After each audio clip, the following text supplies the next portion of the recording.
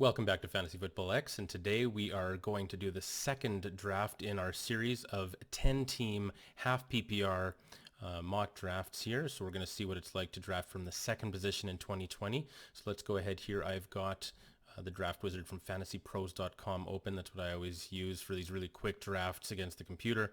And we're going to go half PPR, 2020 season, snake, second, and let's load it up. So this is a really handy feature, this whole draft wizard here from Fantasy Pros, if you want to just do really quick drafts and just get a ton of simulations under your belt and really see where things are going. They do a good job of mixing it up, so they don't always just go in the same exact preset order or anything like that, like you might get if you're doing a draft on ESPN and the guys are on auto draft or something and they're always just the exact same order. Here it is just, they'll mix it up. They might have a guy, sometimes they'll have a computer guy take him in the 7th and sometimes they'll have him take it in the 10th. And so it gives you a little bit of an idea of some of the unpredictability that you can see in some of these drafts.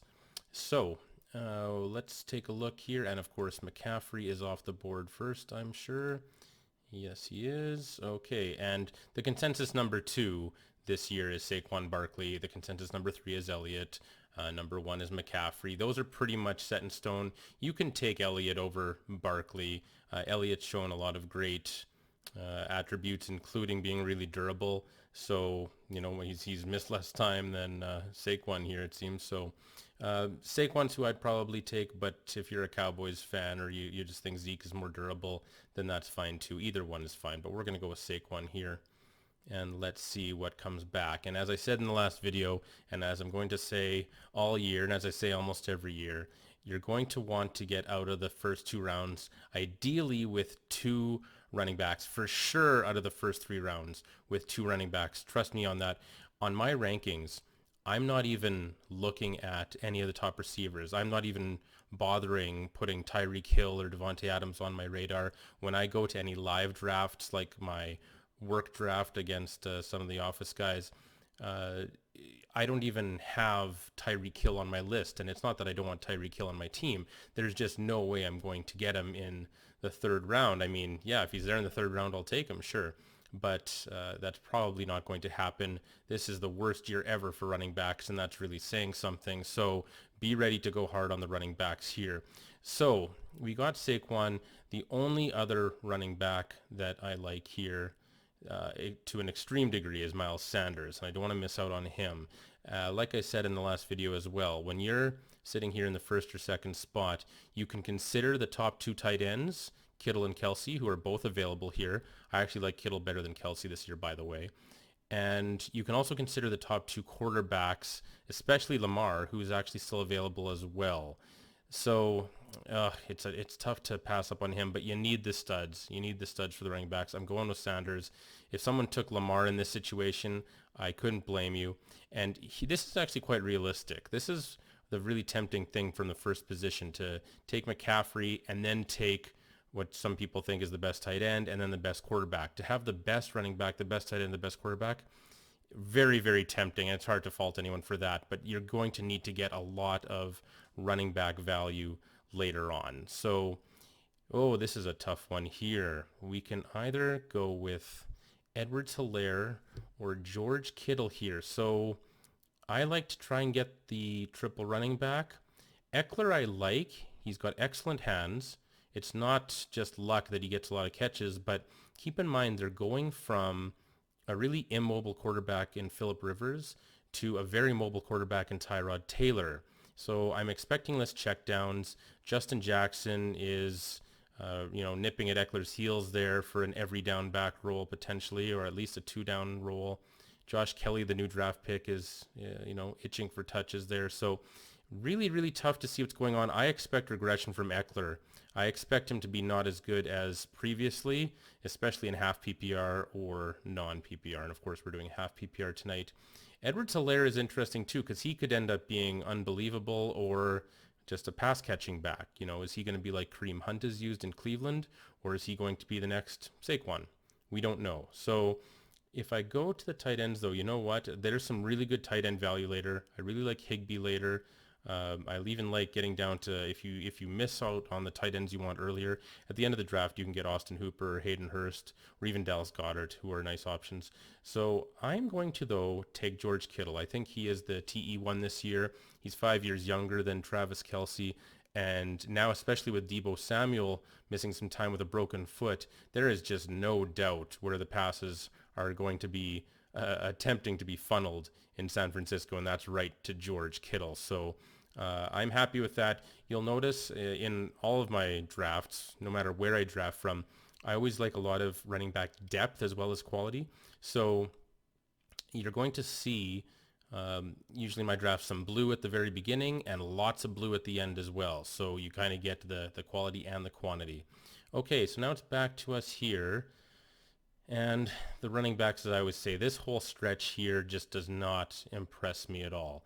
Um, Fournette, there's going to be a lot of negative game scripts in Jacksonville. I think they're the worst team in the league, so they're not going to run the ball a lot. Conversely, I do like Minshew and Chark and the receivers a whole bunch this year. It's going to be like Bortles and Robinson and Hearns a few years ago when they just made, they got so many fantasy points at the end of games in garbage time. Melvin Gordon, I'm not sure he's better than Philip Lindsay. James Conner has three guys gunning for his job. I don't think the team's all up behind him. Le'Veon Bell, Adam Gase doesn't even like him. Jonathan Taylor should be really good, but he's got to compete with Mack and Hines, and I think it'll be a while before he gets to be the starter. Ingram sharing the backfield with three other guys. Montgomery didn't impress last year. So I think it's a good time to start looking at wide receivers. And when it comes to quarterbacks, if I don't get those top two, I'm basically waiting till the end. There's so many good quarterbacks in one quarterback leagues this year, it's not even funny. So let's go with A.J. Brown. We could take Calvin Ridley, but Calvin Ridley, I think you're going to see over the course of the summer, he's going to keep getting drafted earlier and earlier, and the hype is just getting ridiculous for him. And of course, he's an easy number two behind Julio Jones in Atlanta's offense. The case you can make is that no one throws the ball more than the Atlanta Falcons. So there's going to be opportunities for Ridley, especially if Jones were to get injured or anything. But I think he's going too early for my liking. I don't really like taking him here. I'd rather take a Robert Woods who, ever since the Rams switched to two tight end sets, Higbee and Woods have been just absolute monsters, and Cooper Kupp's taken a bit of a hit. So I like Robert Woods this year a lot. I think he'll get more than 2 touchdowns this year too, and I'm very comfortable with him as a great possession receiver.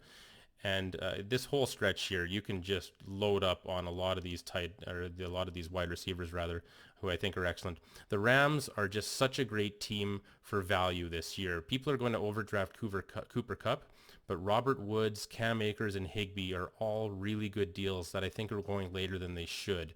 So really good options there. So let's go with Robert Woods. Now we've got a nice 1-2 punch at wide receiver. We've got our stud tight end. We've got 2 stud running backs. It's a great start to the draft. All right, here. And we're probably, yes, we're going to stick with wide receiver here, I think. Now, often at this point in the draft, I've noticed you're going to still see some Chark action, some Parker, some McLaurin, and I like any of those guys here, so I'm sad that they're not available right now. Jarvis Landry was really surprising at how well he did last year. It was like his Miami days where he just racked up a ton of receptions, but now that Beckham might get a little more, it's really, really hard to say. And Deebo Samuel, because of his broken foot, needs to slide down your board a little bit as well. This is pretty interesting here. You know what? My go-to quarterback the last few years has been Russell Wilson. He's been so fantastic, and I've not done this much this year. But since I don't like any of the wide receivers in this range, and I don't care for the running backs in this range, and we've already got our tight end, I'm going to go with Russell Wilson. He is just, year after year, just such a great fantasy option. He's so good. And now the computer's overdrafting Deebo Samuel. I'm sure he'll slide down. I love the idea of taking Deebo Samuel really late this year in drafts and getting a really good value on him. So, well, you know what? At this point, though, for some reason, Melvin Gordon, a lot of problems there with all these guys. But in the 7th round, yikes. In the 7th round, see, this is what you have to account for. I've run hundreds of simulations, of real drafts, of mock drafts, lots of drafts with human players, lots with just the computer. And I've never seen Melvin Gordon available still in the 7th round at this point. I don't think on any draft I've done this year. And again, he should be the starter. Wow, that's a tough one. You know what? I think we might have to go with Melvin Gordon there, just because that is incredible value getting him in the 7th round. Okay, so now it's coming back to us at 8 here. Definitely like Kareem Hunt. That's a premium backup. I'm taking him a lot this year. And let's see who else we have here. None of those guys are really exciting me too much. And all we're looking at here is running back or wide receiver, really, because defense and kicker should be your last 2 picks. We've already got our quarterback and our tight end. So it's just running backs and wide receivers. So, you know, I like James White a lot this year because Sony Michel sucks. And I think whichever immobile quarterback New England decides to go with, whether it's Jarrett Stidham or Brian Hoyer, I think you're going to see them want to dump off a lot to James White, who's just a fantastic football player. I'm just a really big fan of his. So let's go with him. And of course, Philip Lindsay then goes off the board 2 picks later, which I did not expect. Philip Lindsay would have been probably a good choice there to be a handcuff for Melvin Gordon. So that is my mistake there for not maybe prioritizing him a little bit. But I love James White, and he's a fantastic option.